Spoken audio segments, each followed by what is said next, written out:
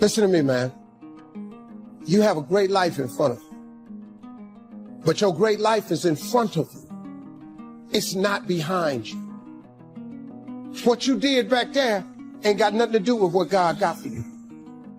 What you did back there was learn the lessons to get you to where you are at this particular moment right here. But what God got for you, do you know, man, that you can actually mess your life completely up? You can jack it all the way up and you can turn around and get it right. Do you understand that? Do you understand that you could have had a baby out of wedlock and still be all right? Do you know that you can be divorced multiple times and still be okay? Do you understand that you cannot have a degree and still be just fine? You want to know how I know? Because I'm telling you what I know. I lost everything twice. I don't know if you've ever lost everything before, but I've been bottomed out twice. I done seen rock bottom 2 times. I've been through some walls up in here, man. I'm just trying to tell you, man, God is really with you. You ain't got to believe me. You ain't got to believe me. But keep doing it without God. Let me know how it worked for you. Matter of fact, write a book on how to make it without God. Because I want to read it. I want to read the first page. And then I want to read the last page because there ain't going to be but 2. You can jack your life all the way up. God is in the forgiving business. You can make all the mistakes you want to make or think you shouldn't make. God is in the get it together business.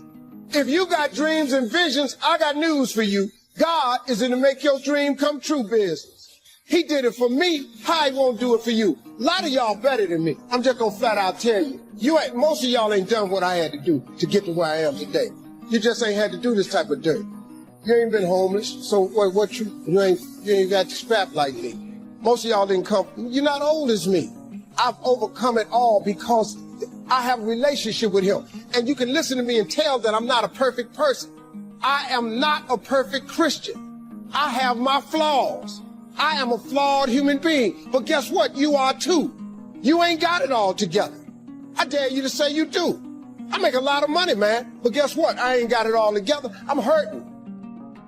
I'm hurting, man. Everybody tripping through something. Everybody, I don't care who you are. You're going through something. But if you got God, you can make it. I'm just telling you this little piece of information. I don't see most of y'all most of the time. So you're sitting here, you kind of looking at me a little bit odd. Why Steve talking like this stuff? I'm just trying to put you on game. Because let me tell you, all y'all want to be successful. And you want to be happy, but you got to get there. It's a shortcut to getting there. The shortcut to getting there is the relationship with God. If you try it without it, you're going to fail miserably. You're going to sink, man. It's going to be ugly for you. Now, this is what you got to do. Identify your gift and get busy with it. God gave all of you a gift. Identify your gift. It is the thing that you do the absolute best with the least amount of effort. That's your gift. Get busy at that. If it's drawing, if it's teaching, if it's sharing, if it's caregiving, he put that gift inside of you. He didn't hide it under a rock or put it under the mountain or put it on the mountain somewhere. He put the gift in you. And you look at me any kind of way you want to. What I'm just telling you is real. That's how you become successful. Identify your God-given gift, what he gave you at birth. If you do that, God will open up the windows of heaven and pour out a blessing that you won't have room enough to receive. I am telling you, that is a fact. Why not now? This is a good time. As the 20th century starts to wind down, a few more years as we get ready for century 21, what a good time to set your goals, work on yourself, work on your skills. What a good time to get it together. What a good time to start this process. Personal development, growing, changing, developing, having a good plan for your money and for your life and for your future. Why not now? What's now? No opportunities wasted. Listen to me carefully, guys. Listen to me very carefully. You got to hear what I'm saying. This is important. There are 86,400 seconds in a day. And if you maximize each and every one of them, you will live like you want to live. You will have what you want to have, and you'll be what you want to be. You can have more than you've got because you can become more than you are. If you just remain how you are, you'll always have what you've got. But if you're willing to make changes, the next 5 years of your life can be totally different than the last 5. If you don't change, chances are excellent the next 5 will be like the last 5. For things to change, you've got to change. For things to get better, it's not what happens that determines your future. It's what you do about what happens. Direction determines destination. All you got to do is make a little change in direction to arrive at a brand new destination in 2 years, 3 years, 5 years. You either have to change your life. That is, you got to say, you know what, my body isn't there. I'm going to go work out. My relationship isn't there. I'm going to change it. You know, I'm not making what I got to make. I'm going to retool. I'm going to get a new skill. I'm going to go back to school. I'm going to start a business. I'm going to do something. You have to do something to change your life. Or, in order for you to be happy, you can't change your life. You're going to have to change your blueprint. Usually in life, it requires a little bit of each. Does that make sense? And if you change your life and change your blueprint, you can have an extraordinary life. Because all of us are going to have times in our life when what we want or think life should be like isn't going to match how life really is. Those moments, if we blame, our life goes into pain. If we change, we can change our life and match our blueprint. The fact that you're not happy has nothing to do with what you have or don't have. The fact that you're not happy is that your life doesn't match the way you think it should be. And you have some idea of how you think it should be. Listen to me. There are those of you who what you're doing is that there are 10 opportunities in a day and you're taking advantage of 7 of them and you think you're doing something. Yeah, you got to hear me. You got to hear me. You only have 24 hours in a day, and you've heard me say this time and time again. The way you spend your 24 hours, it determines how you live. If you want the future to change for you, you've got to change. If you don't change, the next 6 years of your life is going to be just like the last 6. You'll still be behind on your bills. You'll still be behind on your promises. No opportunity wasted. Again, no opportunity wasted. If one of us can do it, hey, we all can do it. Now here's my last question. Why not now? What is it that gives your life a sense of meaning and purpose? Because once you find that, it puts you in your power place. See, if you know what your life work is, I encourage you to start working on it. If you can't do it all at one time, do just a little bit of it. And if you don't know what it is that you showed up to do, if you don't know why you're here, I encourage you to find out what your purpose is here. What is the meaning of your life? What will be different? Have you ever asked yourself that question? I've done that. I remember coming from a friend of mine's funeral and I was reflecting on how much time I had left. And I went for a walk in a park thinking about this guy whose life was so promising. And I mean, he wasn't an old guy. He was quite young, in fact. And I thought about all of the things that he said he was going to do, and he never got a chance to do those things. And I started thinking about my own life and how much time I had left to do the things that I would like to do. And at that time, I wasn't sure what my life purpose was, what my life's work was. I wasn't sure about it at that time. And I thought about it quite a lot. I had some idea, but I wasn't convinced. I don't think I felt worthy. I didn't believe that it could be me to do this kind of work that I'm doing right now. And I say to you that if you begin to take a conscious effort to find out what it is that you're supposed to do, I say that it can literally save your life. I said that it can literally save your life. 85% of the American public, according to recent studies, are going to jobs that they hate, working on jobs that do not challenge them. They get sick thinking about going. Because, see, when you go to a job and you already know how far you can go, you can already see that proverbial glass ceiling. See, when you're going someplace and you already know how much you're going to make, you already know how far you can go. You're in a dead-end position. It erodes your self-esteem. It lowers your sense of yourself. It creates an inner turmoil. It creates an emptiness in you. So I say that your life is worth finding what it is that you're supposed to do. And I'm not saying quit your job. I'm saying find it and do just a little bit of it. Just start working at it just a little bit, but do find out what your work is and hold on to it and don't let your dream go. Don't let it go. See, and here's something else I want you to begin to look at. Why is it that most people don't pursue their dreams or don't do better than what they're doing if they're capable of doing it? I think that many of us don't go the next step because we don't know what to do yet. And I say that the reason that we don't even explore the possibility of what to do is because subconsciously we don't believe that it can happen for us, and we don't believe that we deserve it. So here's what I'm suggesting.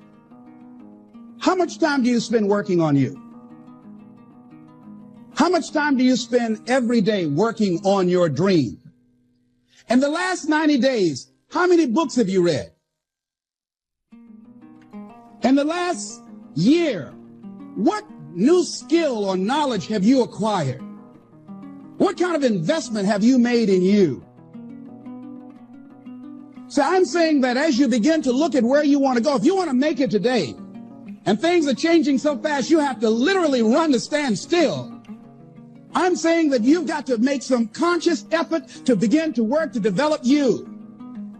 Here's something else. Most people are not living their dreams because of fear, ladies and gentlemen. Fear, limited vision, and lack of self-esteem is what keep most people doing things they don't want to do. The same reason that people stay in relationships where they're abused or they're unhappy or it's unfulfilling. They can't see themselves beyond that relationship. They can't see themselves enjoying life without that person. They think that this is all that they can do. The same reason that people get stuck at a certain level in life. They can't see things being better for them. And they think that this is it and this is all they deserve. This is all they've ever seen. It's been passed on to them. And they think that this is it for them. Oh, no. I was looking what Dr. Blanton, Smiley Blanton, who is a colleague of Dr. Norman Vincent Peale, what he said about fear. He said, fear is the most subtle and destructive of all human diseases. Ladies and gentlemen, fear kills dreams. Fear kills hope. Fear put people in the hospital. Fear can age you. Fear, ladies and gentlemen, can hold you back from doing something that you know within yourself that you're capable of doing, but it will paralyze you. And it seemed like you're in a hypnotic spell. And I ask you a question, what is the benefit? What's the benefit of allowing fear to hold you back? What's the benefit of giving up on yourself, of not stepping out on life and taking life on? What is the benefit for you? What's the plus in that? It's one of the things I had to ask myself. So I didn't want to make any mistakes. I wanted everybody to like me. I wanted to be perfect the first time I did something. It's not going to happen. You're going to make some mistakes. You're going to hurt some folks' feelings. You're going to create some enemies whenever you decide that you want to begin to take life on. You've got to ask yourself, how long am I going to allow this to hold me back? I like what Zig Ziglar says. He said, fear is false evidence appearing real. That is an illusion that we create in our mind. It is a state of mind that can be changed. So let's look at how we can begin to take some steps to restructure that fear, to begin to expand our visions of ourselves, to begin to increase our self-esteem. Webster said that self-esteem means confidence and satisfaction in oneself. Look at your life right now. Whatever you've done up to this point in time, your life is working. Whatever you have produced, it came out of you as a result of the kind of person that you have become. It's a result of your choices. It's a result of your consciousness. Now you have to ask yourself, are you satisfied with what you have produced? Is this what you want? Would you like for things to be better than this? Do you believe that you deserve better than this? Or are you content? This is it. You don't have to do anything else. That you've already resigned yourself in life and say, well, I'm happy. I'm not starving like the people in Calcutta. Are you allowing yourself to get off the hook like that? Or do you believe somewhere in the back of your mind or in your heart that there's some other great work for you to do? There's something else that life has for you. And that's why you're here. How do we handle this fear factor? How do we increase our self-esteem? You have to begin to fortify yourself. How do we do that? I believe that you have to begin to consciously monitor your inner conversation and start talking to yourself. Start building yourself up. Sometimes the only good things you will hear about you are the things that you say to you. So I'm saying learn to be your own booster. Start building yourself up. Start encouraging yourself. I was 27 years old and I was like miserable. Just kept trying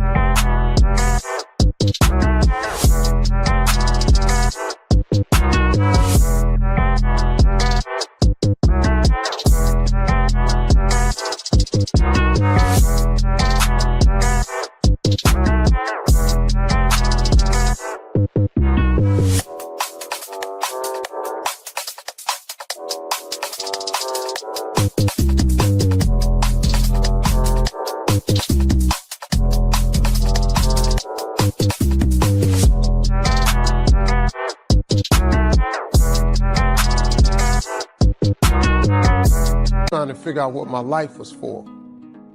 Two most important days of your life are the day you're born and the day you discover why. And at 27, I just hadn't figured out the why. And I walked into a comedy club October 8th, 1985. I won amateur night that night. I went to work the next day and quit my job. The day I quit, my boss, he talked me right out of it. He said, Steve, you're not even funny. He said, are you kidding me? You've got a family. You put that stuff back on your desk, but don't you ever come in here again with something ridiculous.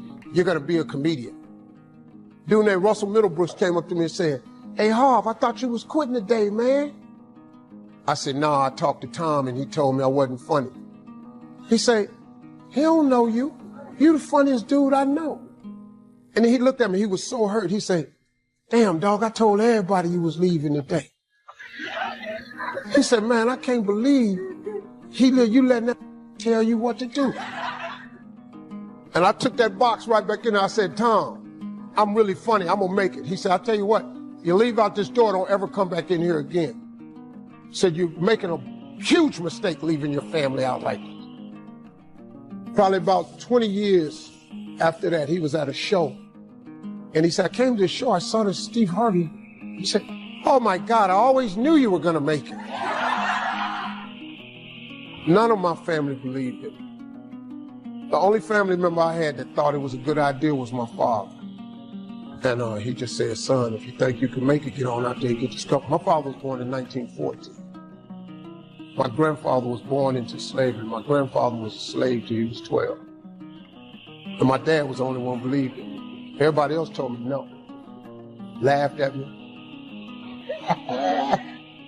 Not only is it possible for you to have your dream, but it's necessary that you have it, that you go for what is yours in the universe. I have a friend that I said, I want you to work with me. I called her up. She said, Les, are you sure?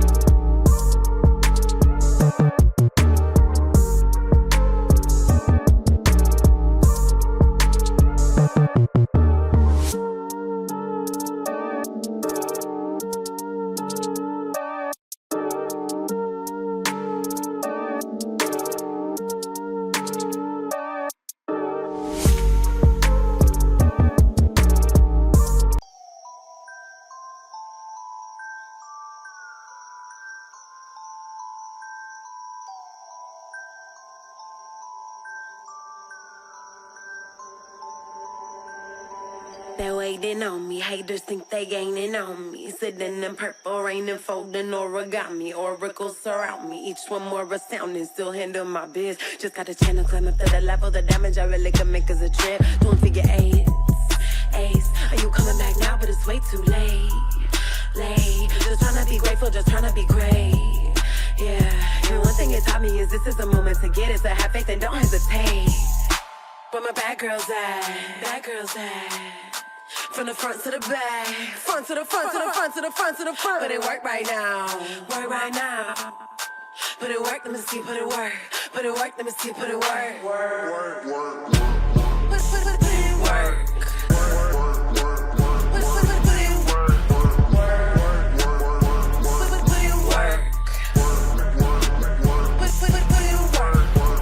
Never land, never let my feet touch the floor. I just flow in my zone, you can't touch us though. Keep it moving, UFO, I just got to go. I can't touch the floor. Take that, break that with a bit. If I can do it, sure you can. If I can do it, sure you can do it. In fact, I'm going to give you the support. So I was telling her that I knew she hated her job with a passion. See, a lot of people go to work every day miserable, and all they do is just talk about how miserable they are. But they don't do anything about it. And we've been going through this for years, ladies and gentlemen. She brought her husband, and that was one of the major problems that I realized. He couldn't see it for her. So you got to make sure that you have people in your life that can see it for you. But if you can't see it for her, don't tell her that. Just give her some support. What if you're wrong? You've seen her speak. She's got great speaking skills. You've got a great woman here. But you see, people who can't see it for themselves can't see it for you. So I said, will you do it with me? I said, I'm going to give you the support you need. You can't do it by yourself. I will stand with you. She said, okay. 3 days later, I got an emergency call at my office. It was from my husband. He called and said, tell Les Brown that Marion is dead. And I remember the last time that I saw her, and I had some of her papers. And what got me, what was so sad that made me begin to cry, was that there were poems that she had started that were profound poems, great thoughts, that she didn't complete. That poem was given to her. I can't finish that for her. That play, whatever the outcome that she had envisioned, was given to her. I believe all of us have some purpose for being here. And I was reading a newspaper that said that millions of people are dying because of what they're eating, talking about their diet. So that even more are dying because of what's eating them. You got to find ways to increase your sense of self-appreciation, because if you don't, you will find yourself unconsciously engaged in self-destructive behavior. If you don't program yourself, life will program you. The major key to your reaching your dreams, your making your contribution, is you. When I wanted to get on public television, you know, they told me, you can't do that. Excuse me, hold on, time out. Let's be realistic. I said, well, wait a minute, why can't I do it? Well, let's look here. You don't have any college training. They're not gonna give me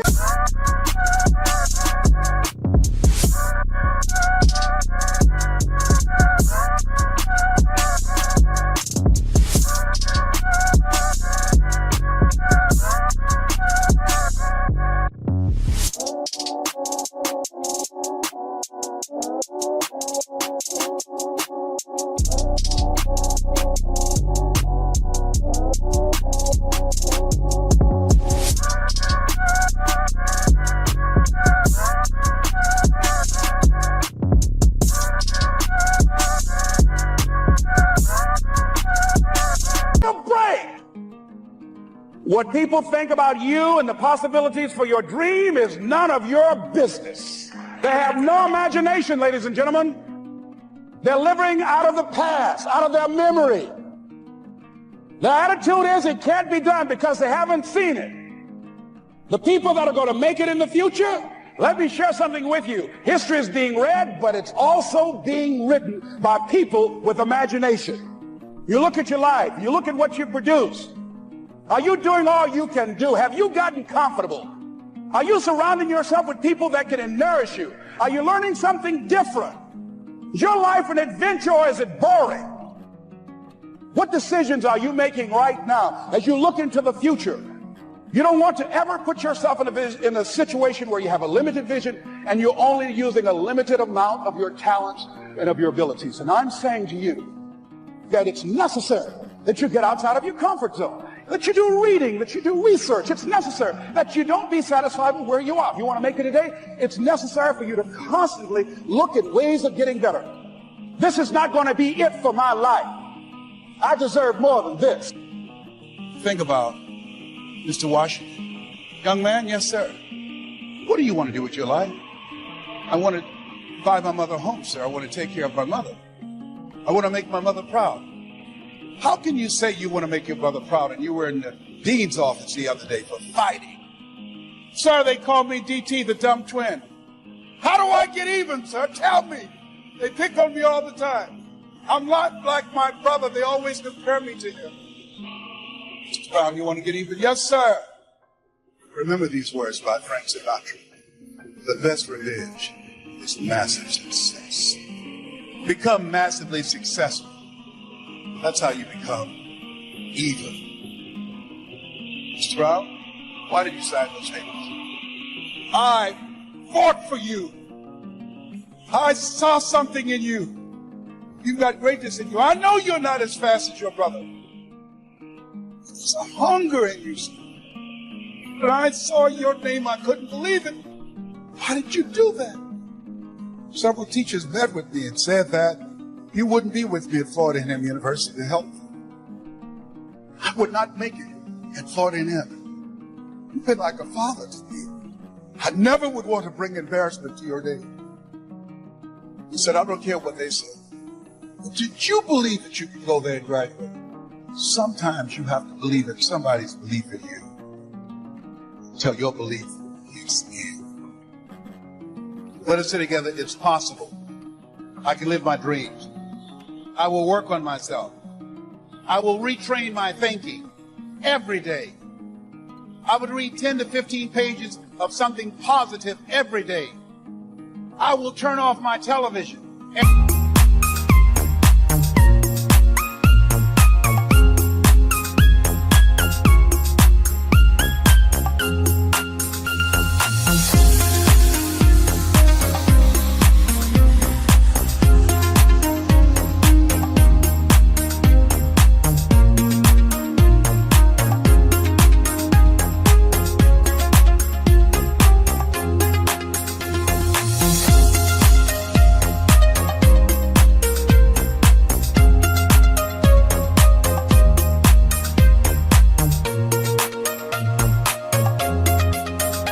Turn on my life. Let us say together, it's necessary to detoxify your life. Look at the people in your life and ask the question, what is this relationship doing to me? There are some people you need to let go. Let us say together, let go or be dragged. They're emotional vampires. They will drain you. Les, can I change them? No. It's a full-time job changing yourself. There's some people that's so negative, they can walk into a dark room and begin to develop. You're talking about earning more money. You got to be serious. People say money won't make you happy, but everybody want to find out for themselves. Here's something else. Write this down. You're going to fail your way to success. There are people who should be there to encourage you. They're going to be the #1 members of the discouragement club. When you have a dream, think it not strange that you'll face the fiery furnaces of this world. You will have tribulations. And don't complain. Don't go around telling everybody. 80% don't care. 20% glad it's you. Suck it up and make it happen. Everybody, let us say together, lead and grow your wings on the way down. Wherever you are, whatever you're doing, do it with everything that you have. Develop the habit of giving more than what you're paid for. Develop the habit of setting standards that others will be measured by. Do not go where the path may lead, but go where there's no path and leave a trail. Yeah, so in order to change a belief or a perception about yourself and your life, you got to go all in. It's not like you go 50% in. You got to go all in. You got to make a decision with such firm intention that the amplitude of that decision carries a level of energy that causes the body to respond to the mind, that the choice that you make becomes a moment in time you'll never forget. And you would say, I remember the moment I made up my mind to change. And the stronger the emotion you feel, the more you'll pay attention to the decision. And that's a huge stone. The process of working on your dreams, you are going to incur a lot of disappointment, a lot of failure, a lot of pain. There's a bigger dream waiting for you, just waiting for you to step into it. To step into it. Your life is big. Your life is huge. And we spend so much time wanting to be in somebody else's life. And you don't get honored, you don't get revered, you don't get celebrated wanting what somebody else has. But momentum requires you always do the next thing to keep the momentum going. And the reason you get yourself in a passionate place is so that you change your life, and the only thing that changes your life is making a decision. So while you're in this passionate state, that's where you make decisions.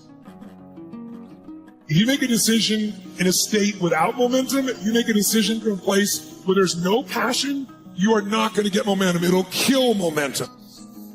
It's decide, commit, and resolve. Well, the first thing I would say is, well, you should be afraid of taking risks and pursuing something meaningful. But you should be more afraid of staying where you are if it's making you miserable.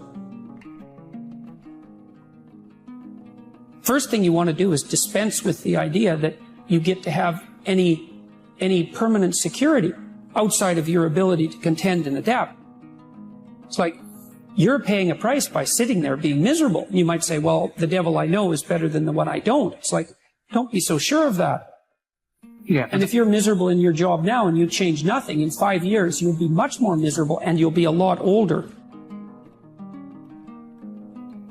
It's okay to settle. It's okay to give up. And that is the instinct you need to fight. You need to push back, to smash into the ground. Do not take the easy way out.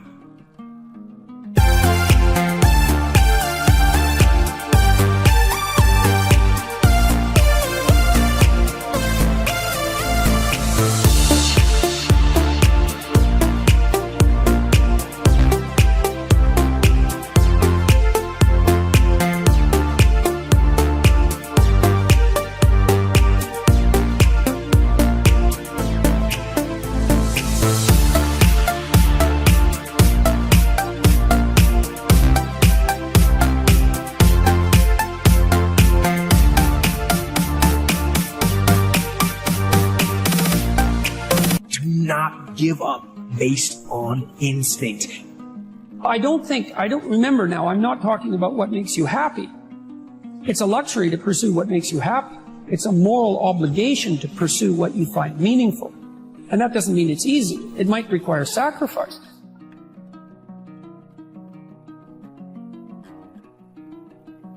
Instinct that says, you've had enough. This is the instinct that says, you've given it your best shot. You can stand down. You can back off. Take a knee. This is the instinct that says, you can rest now. Do not listen to that instinct. Do not listen. If you are not defined by some vision that is bigger than you, and you are not passionate about that vision, then you're left with the old hardware of the past in your brain, and you will be predictable in your life. So would you agree then? New thoughts, new information should lead to new choices. New choices should lead to new behaviors. And new behaviors should create new experiences. And new experiences should produce new emotions.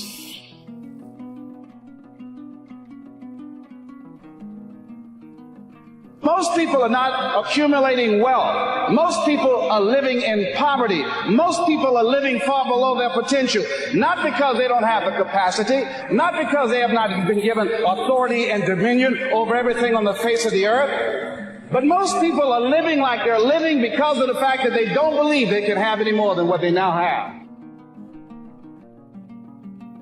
A resilient person is capable of standing up to things in the face of fear and moving forward voluntarily, convinced of their own competence and ability to prevail. If you break, the fight is just beginning. And as you crawl up and out of that dismal and wretched place, as you rise above what you were, and as you take the form of who you are supposed to be, you will see that in the very act of standing up, in the very act of fighting on, you will become and you will remain unbroken. So every day you have to sell yourself and get out of your mind those old thoughts, that old belief system. Every day you've got to sell yourself on that it's possible